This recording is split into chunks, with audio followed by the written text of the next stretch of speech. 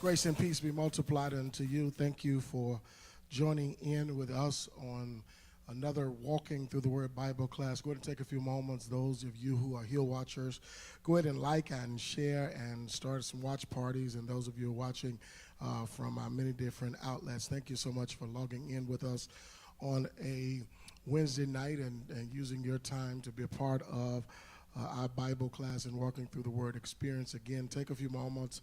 Like and share it.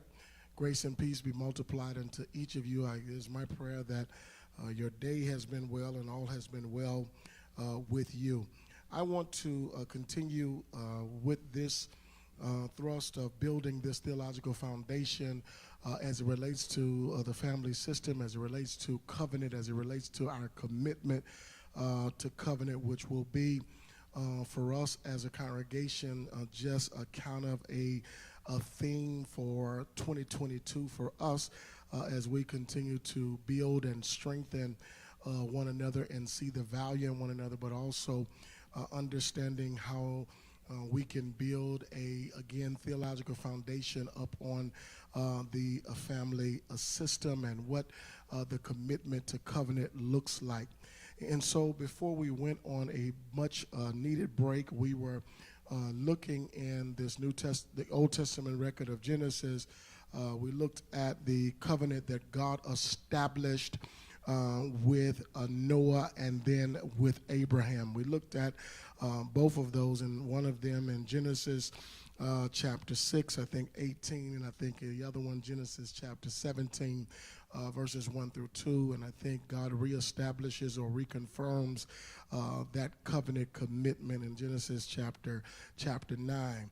And so we looked at both of those commitments to a covenant again with God that God established with Noah and Abraham. What I just wanted to do tonight as we kind of bring it back up to speed and put it fresh up on your mind, I just simply want to look at four things that we learn from those that particular covenant that God establishes again with Noah and that he establishes with Abraham. There are four things that I want to look at as we journey through this together for the purpose, again, of building this theological foundation as it relates to the commitment to covenant, what we're going to embark upon over the next few weeks and few months as we'll look at the Old Testament record of Hosea. We'll look at Luke, and we'll look at many different different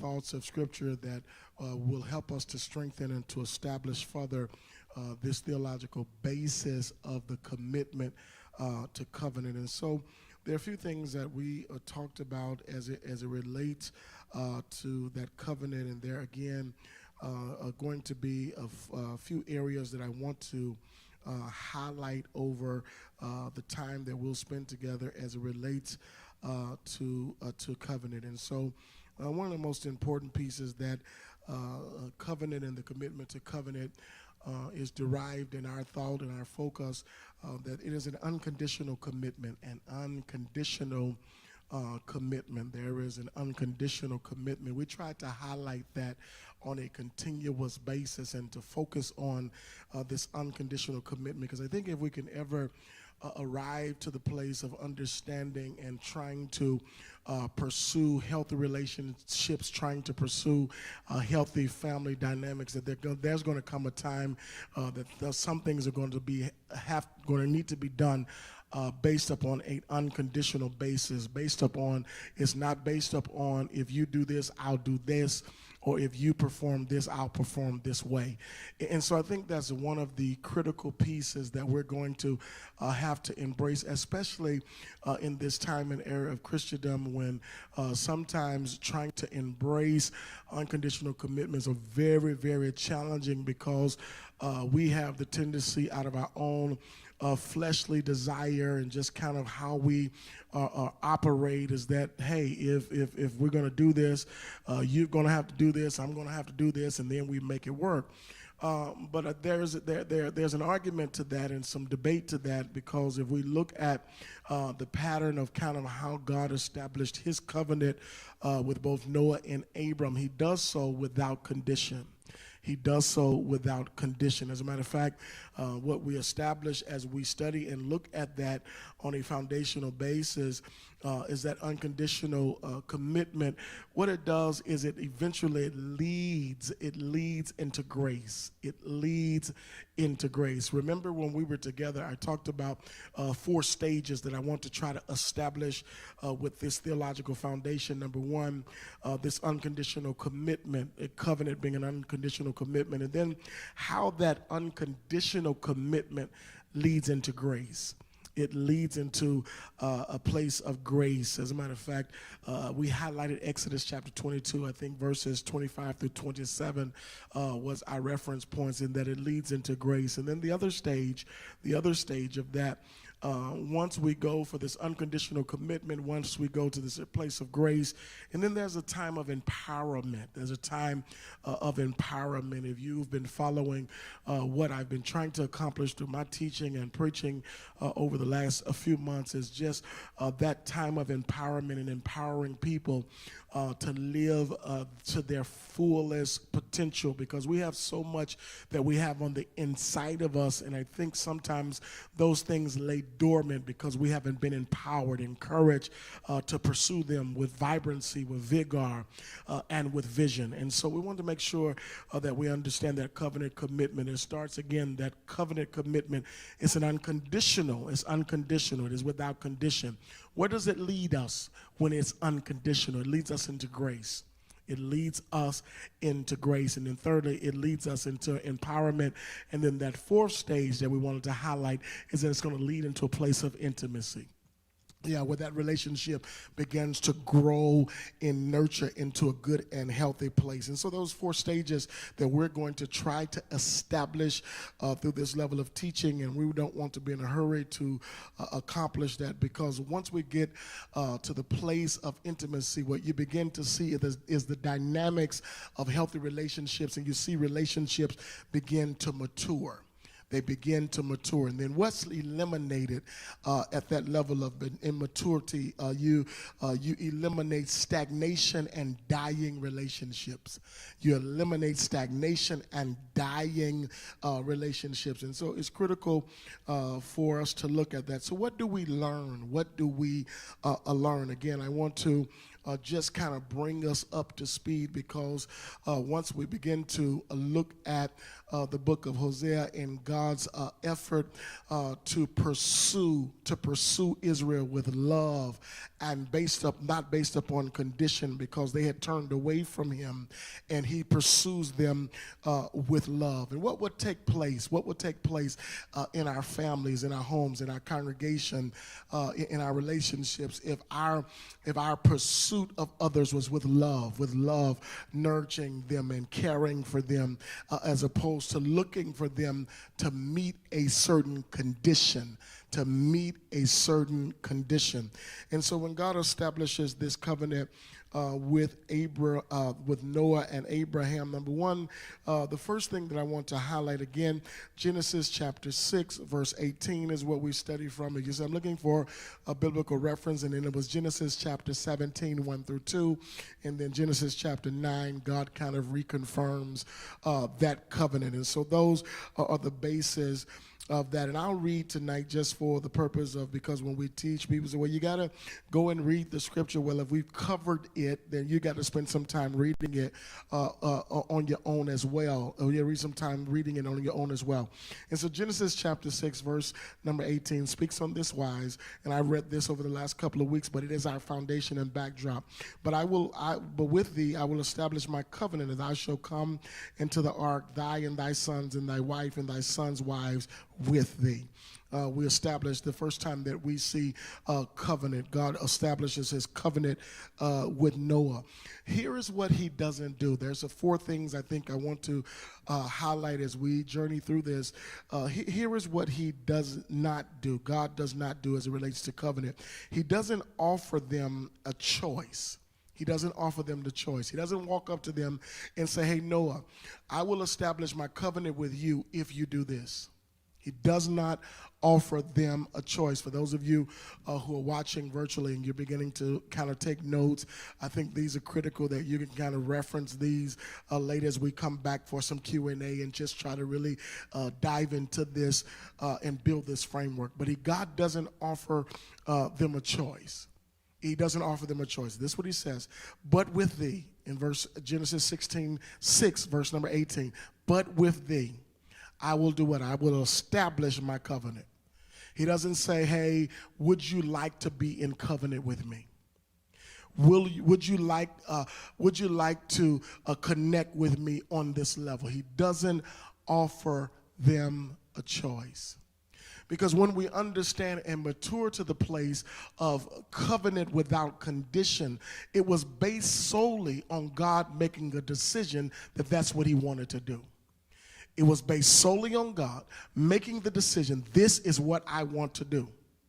This is what I want to do. People of God, can you imagine the peace in our homes? Can you imagine the peace in our congregation? Can you imagine the peace in our communities when you have individuals who are determined, I want to be connected to you, not based upon any level of condition, but because I've made the choice to make a commitment and to be connected to you for the purpose of us, again, 4 stages, for the purpose of us, number 1, establishing a level of grace. But not only establishing a level of grace, but establishing some empowerment. Because covenant without purpose really is not going to serve or benefit anybody. It's not going to benefit anybody. And so there has to be some level of purpose. We don't just want to go around waving our hands and say, oh, I want to be in covenant with you. Well, for what? We got to make it make sense, right? And so what we want to happen is that we want to see these stages of covenant gradually get to a place where there is maturity in our relationships and within those individuals we are connected to. And so it leads to grace. It leads to empowerment. It leads to intimacy because we are growing through what? Through covenant. Why? Because we made the choice. We made the choice that this is what I want to do. This is what I want to do. It doesn't matter if you want to do it or not. This is what I want to do. Why? Because I have a commitment to this piece of covenant, and because I understand my relationship with God, now I can have a solid relationship with you, and my relationship with you is not going to be based upon 1,000,001 criteria. It's not going to work like that. I'm going to be good with you. I'm going to be good with you until the place where you're going to have to tell me at some point, I'm tired of you loving me like this. I'm tired of you empowering me. I'm tired of you extending me grace.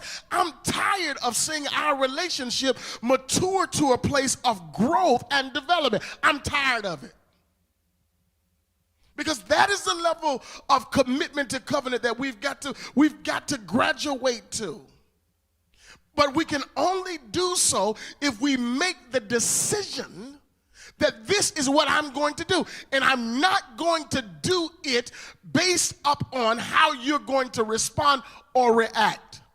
Well, Pastor, it seems like then I just become this doormat for people. No, don't miss this. You don't become a doormat. You don't just become some weak person. As a matter of fact, you become a better person, because what you force people to do is that you force them to reach a standard of your commitment based upon the actions that you demonstrate unto them. It's one thing to say I'm in covenant. It's another thing to live out the commitment of covenant that people can see a live illustration on what it looks like. And so I establish it. He establishes it, my friend, based upon his decision and choice to do so. That's what we establish, right? And I like it because they don't have an end of the bargain. They don't have this end. They got to keep their end of the bargain. He establishes it solely based upon his choice. God made the decision, I'm going to establish covenant with you. Secondly, They don't have to keep up an end of the bargain. He doesn't go back and say, I'm only going to stay in this covenant with you if you do this. Because how many of your relationships, or even family members, or even connections that you have, they falter and they never mature. You never get empowered. There's never any growth. Why? Because somebody didn't live up to the expectation that you wanted them to live up to, because really you wasn't even clear that when you established a relationship, here are the rules and the parameters. How many times have we established something with somebody and then we didn't create a foundation? I'll get into that on Sunday morning, the importance of having a foundation of whatever you establish, because if there's no foundation, then there's nothing to get back to help to have some resolve.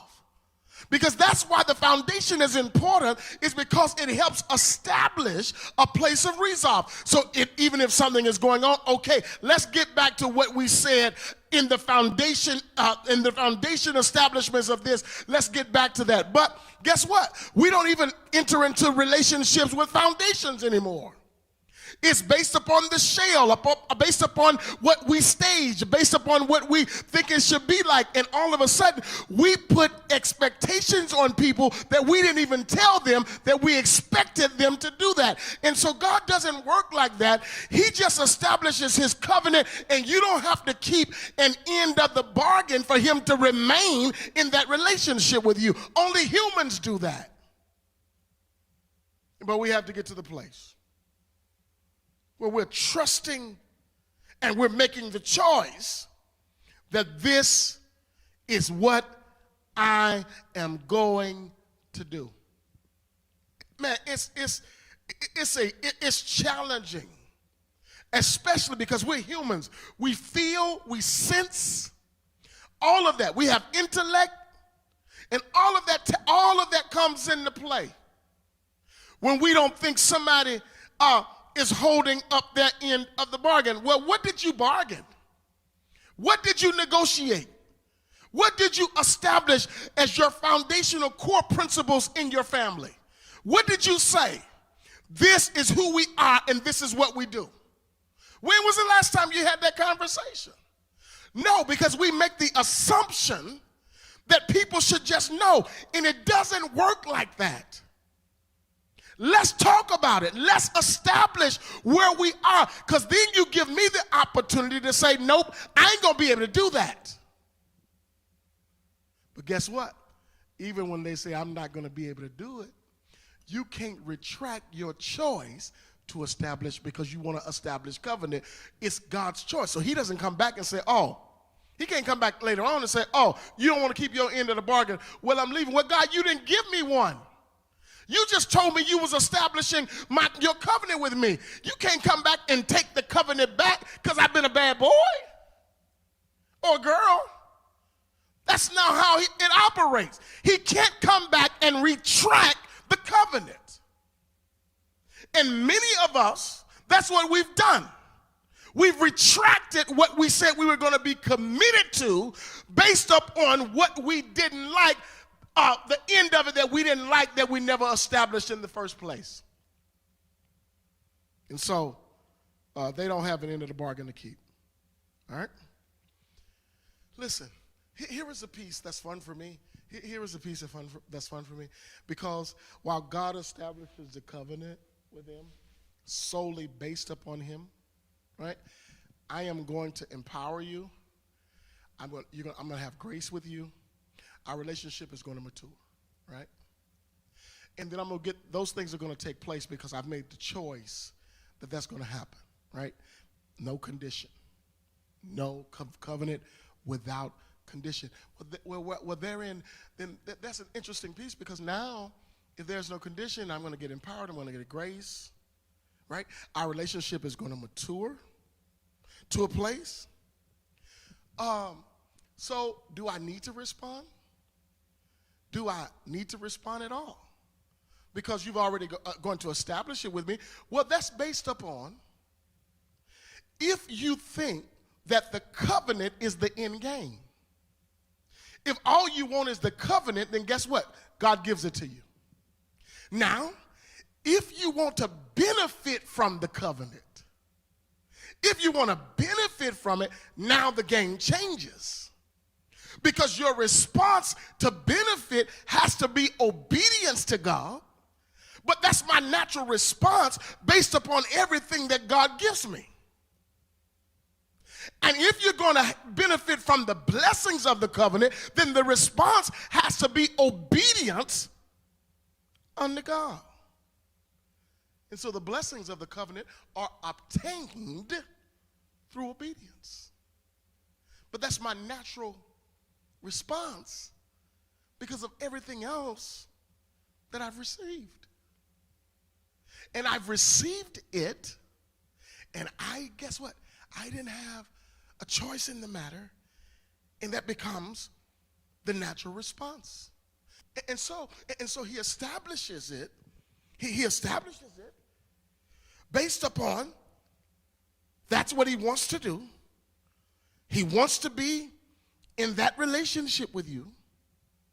But then he extends it beyond you. The covenant is extended beyond just you. It's in the text. He says, thy sons and thy wife and the sons' wives with thee. Bring everybody. Bring everybody. As a matter of fact, when he establishes it with Abraham, he said from generation to generation, right?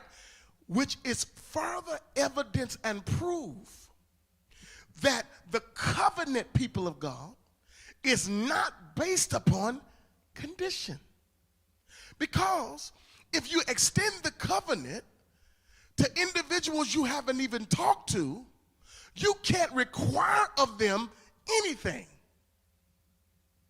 because you haven't even shared it. And so he extends to Noah and his family. He extends to Abraham from generation to generation. And so the covenant, guess what? Furthermore proves or indicates that it's not based upon condition because it's extended to individuals who the covenant was not established with, but is an extension of where the covenant was established from. Established with Noah, bring your sons, your wives, and their wives. Come. Established with Abraham from generation to generation, meaning that generation that doesn't even exist yet. And so it can't be based upon any level of condition because they don't even know what the conditions are. And so our commitment to covenant, people of God, is our commitment to God. That's our commitment to covenant.